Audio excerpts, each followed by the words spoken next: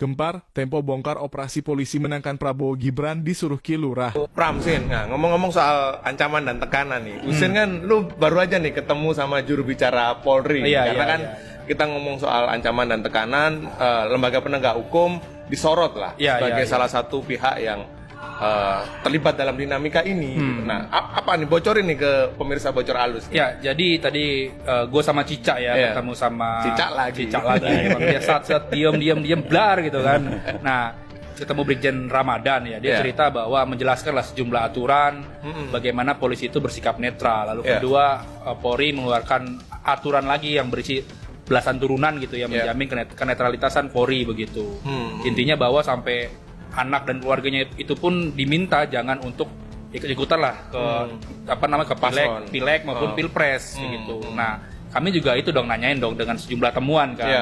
Kenapa? Karena kan ini seminggu ini bahkan Egy yang kemarin ditanya di Instagram, otak di balik bocor halus, itu kan blus-blusukan tuh mencari informasi. Waduh, gawat nih. Terus. Dapatlah info kita bahwa memang di sejumlah daerah itu ada polisi-polisi yang bergerak mendekati masyarakat maupun kelompok-kelompok relawan yang tidak mendukung Prabowo Gibran. Mendekatinya baik-baik atau enggak nih? Saat ini masih penggalangan. Oh, penggalangan. Misalkan nih kemarin gue sempat ngobrol lah sama orang di Jambi, dia itu ketua relawan dan merupakan politikus Golkar ya. Di sana dia ngejelasin jauh sebelum deklarasi Prabowo Gibran, dia didatangin sama intelijen Polda Jambi.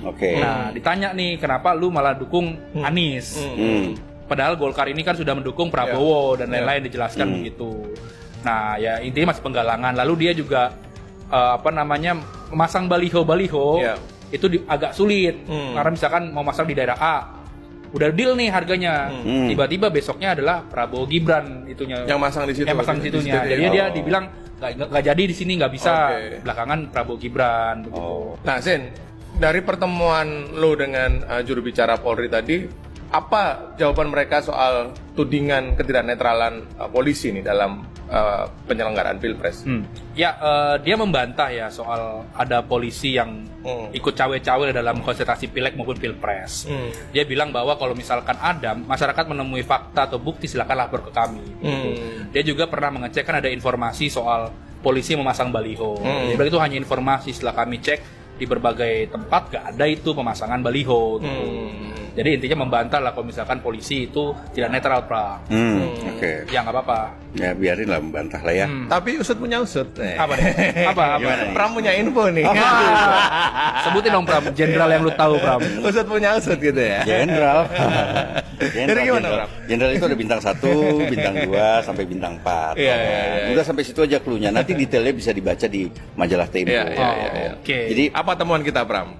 Jadi informasi yang sudah kami dapatkan dari beberapa narasumber ya, paling tidak 3 narasumber ya, yang sudah ditemui, dan mereka bercerita bahwa sebenarnya dugaan dari intervensi polisi dalam pemilu itu sudah muncul menjelang putusan MK soal batas usia calon presiden dan wakil presiden. Putusan 90 ini ya. Putusan 90. Nah, kan ada bukan cuma 90 tapi ada beberapa kan. Ada 55 macam.